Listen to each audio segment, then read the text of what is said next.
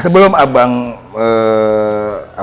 menjadi Banten 1 atau gubernur terpilih di Provinsi Banten, bisa nggak sih abang ceritain dulu? Abang katanya dulu pernah menjadi berprofesi sebagai sales gitu kan, sampai akhirnya abang meningkat dan masuk ke dunia politik. Apa sih penyebabnya bang, kalau boleh tahu? Terus berapa lama cepat membaca dan beradaptasi gitu loh untuk mempelajari ilmu yang baru? Politik nggak semudah kita berjualan atau marketing gitu kan, dua ilmu yang berbeda maksud saya. Bagaimana abang cepat melakukan itu dan bersimbiosis dengan cepat dan akhirnya bisa jadi pemenang? Itu mungkin bisa jadi ilmu buat contoh juga buat anak-anak muda. Pernah memang saya jadi saya sales di ekspedisi ya, menawarkan kepada konsumen jasa pengiriman. Ya ini pekerjaan ada salah satu beberapa sales ya, menurut saya itu kalau dia bisa melewati berarti dia adalah manusia unggul. Salah satu adalah sales asuransi, dimana sales asuransi itu menawarkan sesuatu, orang bayar tapi dia belum nggak dapat apa-apa. Dia baru dapat kalau dia mendapat manfaatnya kalau dia contoh kecelakaan, dia meninggal dunia. Coba bayangin, sulitnya menjadi sales asuransi. Orang harus meninggal dulu baru dapat ininya kan. Keras gitu kan? Banget. Keras kan maksudnya. Keras. Nah, jadi saya sebenarnya sales yang nggak terlalu wilayah kerja yang nggak terlalu seberat sales asuransi. Saya sales ekspedisi yang menawarkan jasa. Itu tahun berapa bang? Tahun 98 salesnya saya sekitar tahun 2000. Tahun 98-nya saya messenger, tukang antaran tersurat. Tahun 95-96-nya saya di kuli bangunan lah. Iya saya pernah di Hotel Pecenongan itu saya kerjanya. Ya. Serius bang? Serius. Apartemen Red Top apartemen. Oh ya, Red Top. Yang 2 tower itu. Hotel, Iya, Hotel Red Top. Yang ada apartemen ada juga. hotel, Ya. ada apartemen. Ya. Saya awalnya di apartemen itu ngebangun elevator tahun 95 tuh. Bangun elevator. Saya kerja jadi kuli bangunannya. Ini kapalannya masih ada sampai sekarang. Bobok-bobok batu. Oke. Nah, kemudian saya jadi sales, kemudian saya jadi kepala cabang, jadi marketing manager, terus sambil kuliah. Nah, lulus kuliah, saya jadi manajer tuh di tempat yang sama. Saya jarang pindah-pindah kantor. Nah, kemudian terakhir saya berhenti kerja di tempat saya berkarir di awal. Saya coba bangun usaha sendiri di bidang yang sama, di bidang ekspedisi. Alhamdulillah berkembang. Tahun 2013 ya, saya gabung dengan Gerindra. Jadi saya ini sebenarnya saya harus mensyukuri ya yang saya dapat selama ini. Saya beruntung banyak mendapatkan mentor, kawan, pimpinan yang baik-baik. Ya, pertama ya saya punya kakak yang bertanggung jawab nyekolahin saya. Kemudian dalam perjalanannya saya punya orang tua angkat yang baik banget sama saya. Padahal saya orang lain, tapi saya diangkat anak. Terus di dalam pekerjaan saya banyak dapat kawan yang mau ngajarin, mau menutupi kelemahan-kelemahan saya. Terus di dalam berusaha juga begitu. Saya dapat customer, mitra yang baik-baik. Dan kemudian dalam politik juga gitu, saya dapetin mentor yang luar biasa, ya baik, dan kemudian mengajarkan saya banyak hal yang positif dan kemudian gimana mengajarkan saya untuk bisa jadi petarung, berjuang dan sebagainya. Mentor politik saya di Gerindra kan Bang Dasko, ya beliau mengajarkan saya untuk kayak gini caranya, terus harus selalu menjaga ya, kepercayaan, harus selalu menjaga 3K gitu istilahnya ya. Kepercayaan dan kehormatan. Ya. Nah, beliau selalu tuh ngajarin kayak gitu. Terus saya punya ketua umum Pak Prabowo. Kan beruntung ya kan, nggak semua orang punya ketua umumnya Pak Prabowo kan. Nggak semua orang bisa punya mentor seperti Bang Dasko. Jadi ya itu yang saya syukuri. Ya begitu juga saat saya dipercaya sebagai calon gubernur. Ya sesuatu yang nggak pernah saya bayangkan, sesuatu yang nggak pernah saya impikan juga. Gitu. Tapi mengalir aja. Saat diberikan kepercayaan, disuruh menjalankan, ya saya jaga amanahnya. Saya menjaga kepercayaan itu, ya kan? Dan saya berjaga kesetiaannya. Dan tentu saya jaga juga kehormatan partai saya, kehormatan pimpinan saya. Itu yang harus saya jalankan. Jadi kalau ditanya tadi, kenapa masuk politik? Ya ini mengalir aja. Ditambah lagi, ini di ruangan ini, ruangan ini adalah ruang almarhum Bang Desmond. Bang Desmond. Saya 5 tahun saya jadi sekretaris beliau sebagai sekretaris DPD, ya kan. Ya, saya merasa sangat beruntung sekali. Maka kami juga di sini di Partai Gerindra juga gimana yang membangun semangat kolektif.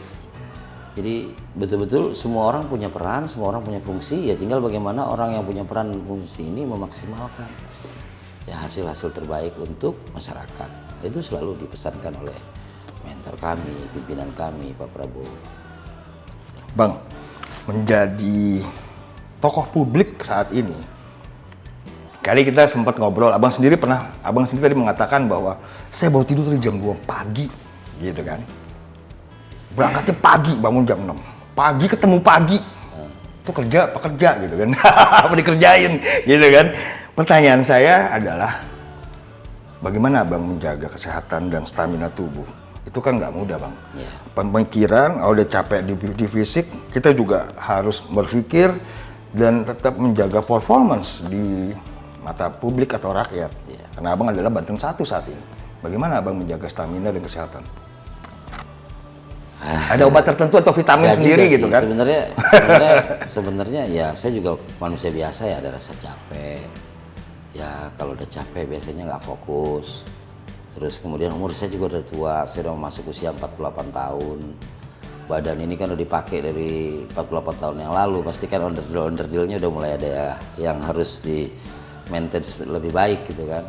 Maka jam istirahat segala macam itu ya nggak bisa kita hindari juga sih. Saya pengen tidur, saya pengen istirahat, tapi saya punya tugas, saya punya janji. Sedangkan janji dan kan tanggung wajib jawab kita ya, Bang. penuhi, dan saya punya tanggung jawab. Ini belum bertugas loh.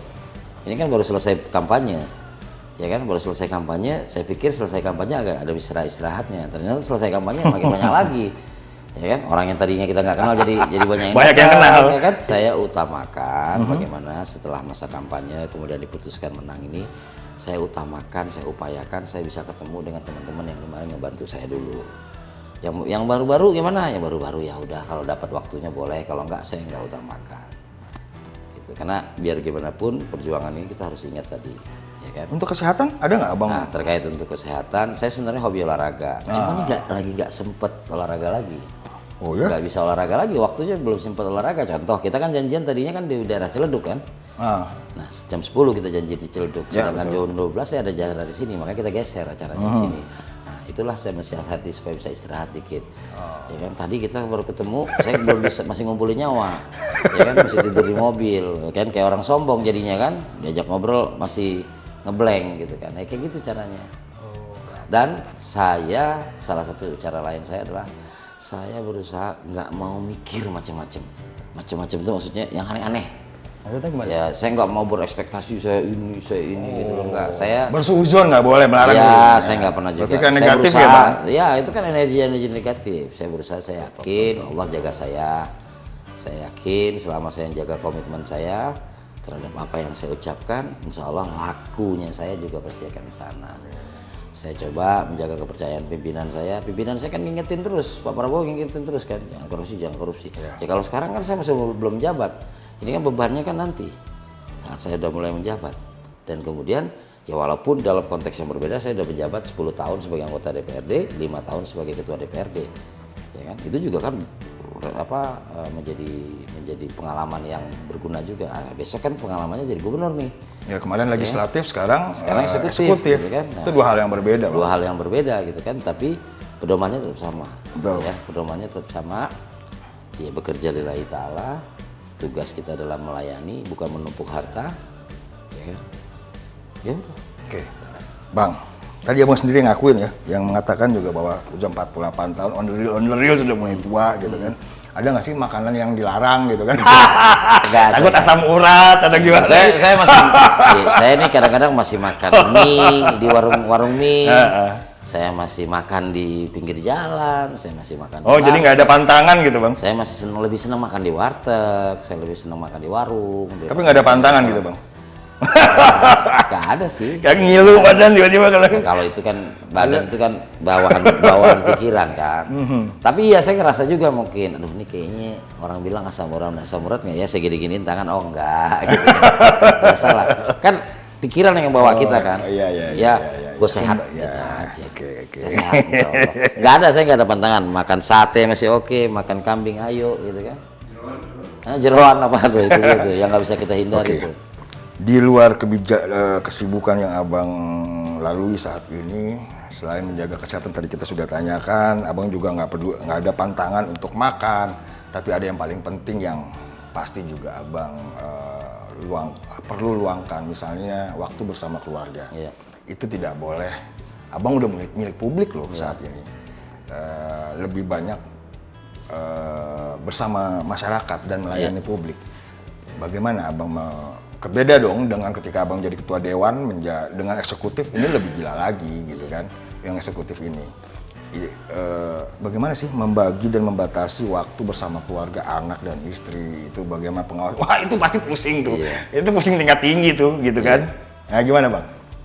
Ya saya harus akui memang 10 tahun sebagai anggota DPRD itu yang paling banyak berkorban itu adalah keluarga saya. Pasti. Korban apa? Dikorbankan ya waktu. Sering saya janji. Makanya anak saya tuh nomor 2 tuh yang kelihatan protesnya tuh. Ya, Bapak gak usah janji deh gitu. Karena jarang ini. Jadi makanya kita lebih banyak random aja kalau lagi bisa jalan yuk gitu ya kan. Karena memang waktu kecilnya sebelum saya jadi anggota DPRD, saya sering hampir tiap hari, hampir tiap pekan gitu kita pasti pergi bareng segala macam. Nah itu hilang. Saat saya jadi anggota DPRD, makin hilang saat saya jadi ketua DPRD.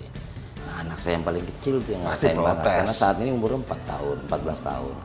Nah di usia dia 4 tahun saya udah jarang pulang, jarang berkegiatan bersama keluarga. Ya, nah kemarin tuh sebelum mulai kampanye, ngobrol sama anak-anak, sama istri ya ada satu komitmen lah. Mungkin waktunya pergi-pergi mungkin jarang, tapi ada semacam komitmen istri akan dampingin saya dalam tugas. Jadi kita nggak bisa lagi gitu kan.